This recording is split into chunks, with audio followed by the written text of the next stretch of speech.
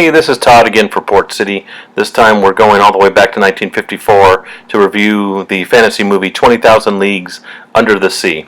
I will say, for a film made in the middle 1950s in the United States, especially when you consider it was made in that era by the Disney studios, it really hits some interesting, some would even say darker concepts. First, and probably the glaring one, is the character development of the two main characters. Technically, our bad guy is Captain Nemo, but is he? Even as a young child watching this film when it came on TV, I never felt he was a bad guy. He was far from the type of straight-up villain typically depicted. He had a backstory. He had a reason for doing the things he did, both the violent things like sinking warships and the good things like developing a new energy source and advances in undersea food production. War had taken his family from him, and so he wanted to get rid of war. You might not condone all of his methods, but a viewer understood that he was not just some bad guy doing things simply for the joy of destruction, as so many other one-note villains. The film's good guy is Ned Land, or is it?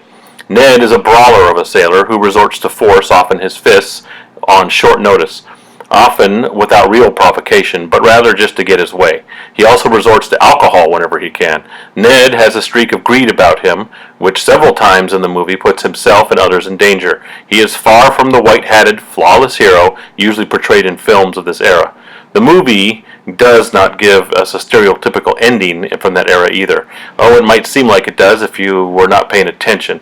Yes, the professor and assistant and Ned live, and the bad guy Nemo meets his end. The problem is, if you were really paying attention to the plot and the character development, it's not really a happy ending. Nemo, the great inventor, the man who mastered the atom and turned it into a peaceful power source, the man who could have fed the planet with his breakthrough in undersea food production, is apparently dead at the hands of the military organizations he was so against. The survivor, good guy, who is the one who ratted Nemo's island base, by the way, ratted him out, Ned will probably celebrate by getting drunk and getting into a fight. Not exactly the kind of Disney ending we're used to seeing, especially in the 1950s. James Mason owns the top platform for this movie's actors. He excellently plays Nemo as simultaneously cold and distant and yet sorrowful. He earns the empathy for his character, the supposed villain. I also credit Kirk Douglas for playing Ned well. As flawed as the character is for a movie hero, we still, because of how Douglas portrays him, understand that he is a product of his time.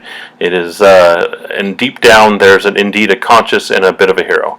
Paul J. Smith created a very good soundtrack for the film. It does indeed add itself to the scenes, and it helps create atmosphere.